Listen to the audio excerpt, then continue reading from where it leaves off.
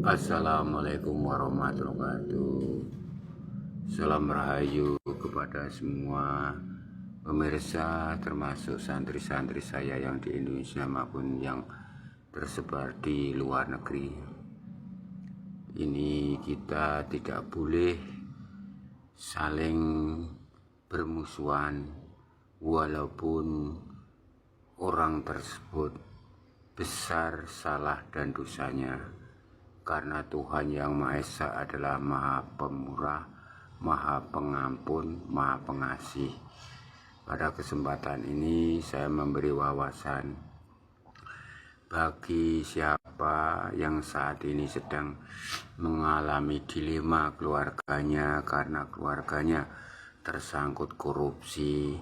Silahkan berbuat jujur apa adanya dan pasrahkan semua, yaitu harta dari hasil korupsinya, dan jangan takut dimiskinkan.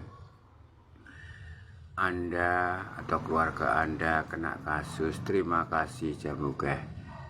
Anda kena kasus korupsi atau keluarga Anda kena korupsi kasusnya dan sampai sekarang masuk ke pengadilan dan dipenjara sementara, bahkan nanti akan dipenjara agak lama. Itu kita pasrah sebagai tanda taubat kamu atas perbuatan yang telah kamu lakukan. Jadi segala sesuatu, tobat itu adalah penyesalan. Dan bagi yang pihak melakukan korupsi, yaitu menyalahgunakan jabatan, bahkan banyak yang anak-anak pinter, cerdas, berprestasi seharusnya menjadi pegawai negeri sipil, saya lihat malah tidak diutamakan yang menyuap uang kepada pimpinannya. Itu suatu perbuatan yang dilaknat Allah.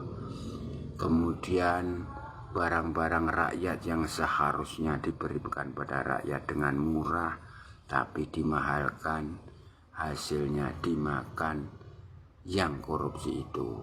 Jadi ini saya kasih saran bagi keluarga yang menerima dilema ini atas keluarganya ditangkap, dipenjara ataupun rencana akan dijerat hukuman lama, pasrah saja ya. Waalaikumsalam warahmatullahi dari siapa ini, butiran debu. Jadi tidak usah menutup-nutupi semua perbuatanmu, karena pemerintah lebih canggih dalam mencari sisik melik segala sesuatu kesalahan yang nyata. Jadi dari garis besar ini, terimalah kemiskinan karena Anda sudah merasakan taufik hidayat. Assalamualaikum, waalaikumsalam, salam rahayu. Pada kesempatan ini, bagi keluarga yang ditinggalkannya sampai sekarang mengalami dilema dan malu, dan tidak usah malu, segala dihadapi dengan kejujuran apa adanya. Tatak tetap tuk tekan, taubat. Yang penting jujur apa adanya ketika diproses. Tidak usah mencari kebenaran, yang penting kamu bicara apa adanya.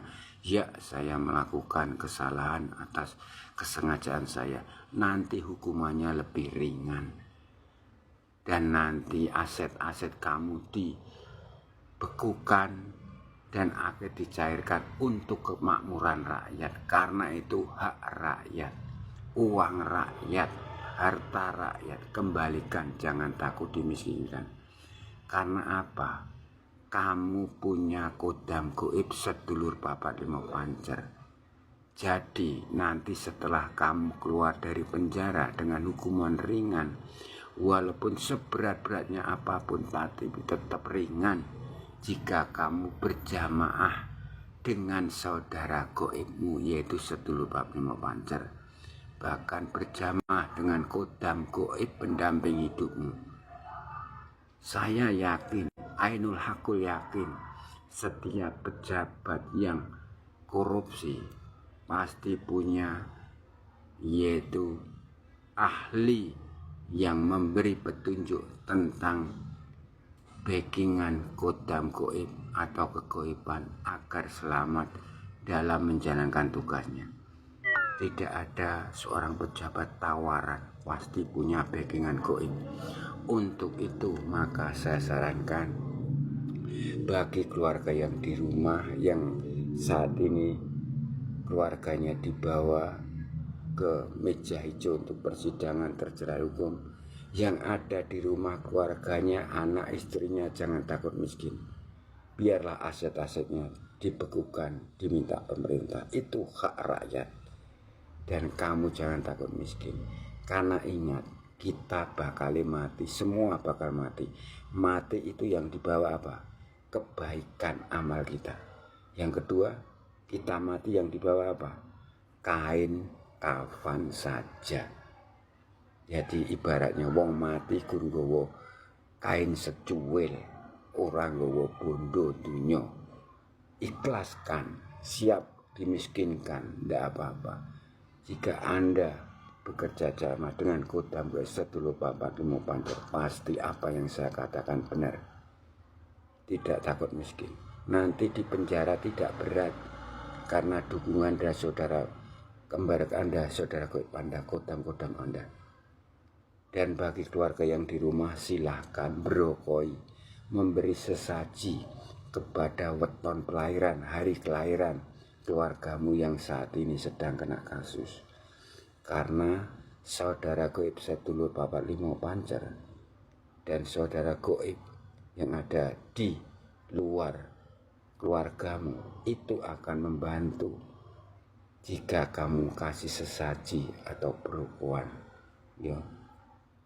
Karena goib juga memerlukan tenaga, ya. Ibaratnya manusia ora bakal gelem kerja nek ora nek pangan lan ngombe nih, begitu. Jadi berilah makan sesaji itulah yang ada di rumah, diberokoi pas hari kelahirannya.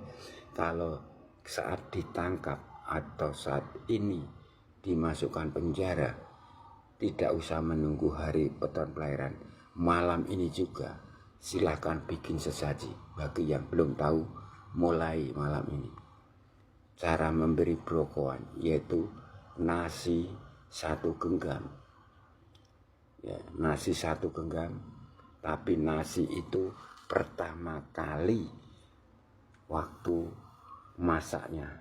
Jadi setelah masak, setelah mateng di mixer atau di tempat menanak nasi, jangan diambil keluarga lain dulu atau anak-anak semuanya. Ambil lebih dulu, niatnya untuk berokoi, yaitu yang kena kasus korupsi. Kemudian nasi 1 genggam itu kamu bentuk seperti gunungan itu, intok-intok, di atasnya dikasih bawang merah dan cabai, tunjukkan di atas. Kemudian di sekelilingi nasi putih kamu kasih daun singkong.